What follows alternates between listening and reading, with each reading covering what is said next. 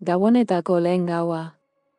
Antzinatik, neguaren bihotz sakonean, Judeako mendi leunetan behera, bide estu, eta hautsez beterik zioazen bidaiari bi.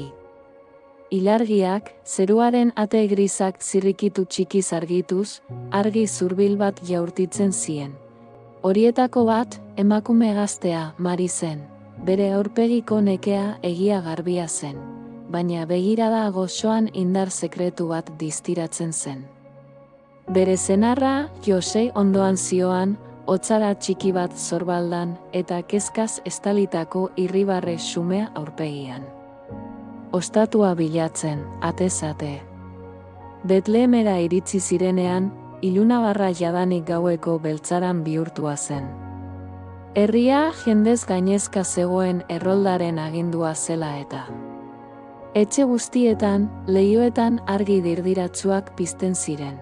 Barruan beroa gordetzen zen bitartean, baina kanpoan kaleak hotzak eta hutsalak ziren. Marik, pixka bat makurtuta, bere sabelean ernetzen ari zen haurra babesten zuen eskuarekin. Jose esan zuen ahots leunez, badut sentipen bat, gau honetan jaioko dela. Josek burua makurtu zuen, eta ate batean jo zuen itxaropenarekin. Atea zabaldu zuten, baina logelak beteta omen zeuden. Bigarren etxean gauza bera gertatu zen.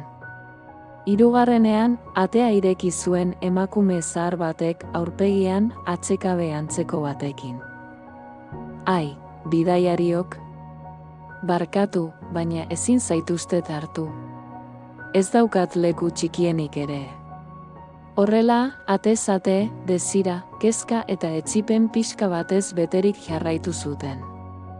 Azkenean, herriaren kontraian, toki xume bat topatu zuten, ukuilu bat. Han, abereen arnaza epela eta belarraren usain gozo nazia nagusi zen. Ez zen etxe bat, baina bai aterpe bat. Hau izango da gure gaueko ostatua, esan zuen Josek Mariari. Belarrak zabaltzen zituen bitartean ohe bigun antzeko bat egiteko. Jaiotza izila baina zerua argitzen duena. Gaua bare-barea zen, eta izarrak, inoiz baino distiratsuago, izilean erortzen ziren zerutik. Une batez, Mariaren aurpegia argitu zen, ez ilargiaren argiak, ez da kandela gaulak ere, barruko argi batek. Haurra sortzeko ordua zen. Ukuiluan izilune sakona zabaldu zen, eta ustekabean, munduaren bihotzean bezala, jaiotzaren lehen hotsa entzun zen. Jesus jaio zen, mantu xume batean bildua. Bere aurpegia bare eta dirdiratzu, eta Mariaren bihotza pozez eta miresmenez beterik. Ongi etorri mundura, nire semea, xuxurlatu zuen Mariak maitasunez.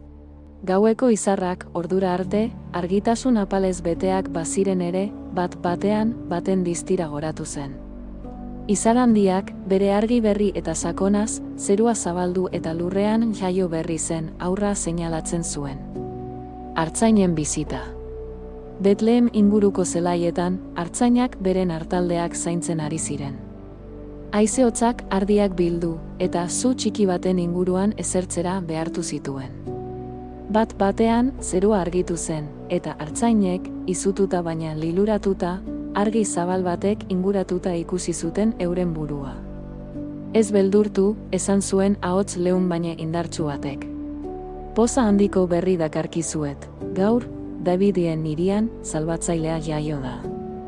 Artzainek elkarri begiratu zioten, bihotza taupadaka, fedea piztu zitzaien barruan. Izarrak gidatuta, ukuilu sumera abiatu ziren, eta han, Mariaren eta Joseren artean, haur txikia aurkitu zuten, belar gainean etzanda. Hau ote da promestutako Mesias. Xuxurlatu zuen artzain gazteenak, begiak zabalduta miretziz. Bai, esan zuen Mariak irribarre goxo batekin. Ongi etorri. Artzainek beren opariak utzi zituzten. Esne pixka bat, artile beroa eta suaren berotik jasotako bedeinkapenak. Izarrak bidalitako erregeak. Denbora igaro zen, eta izarraren distirak mundu urruneko lurraldeetara iritsi ziren. Ekialdeko hiru jakintsu, magoak deituak, izarraren seinalea ikusi eta bidaia sakratura abiatu ziren. Haien izenak, Meltxor, Gaspar eta Baltasar, haizeak baino lehenago heltzen ziren herrietara. Beren jakinduriaz eta fedeaz ezagunak baitziren. Bidaia luzean, izarrak ez zuen une batez ere galdu argia, eta Betlehem aldera zuzenean gidatu zituen. Herrira iritsitakoan, ukuilu xumearen aurrean gelditu ziren. Atea ireki zutenean, barruan umiltasuna, poza eta bakea nagusi ziren. Meltxor lehenengoa makurtu zen, eta urrea eskaini zuen.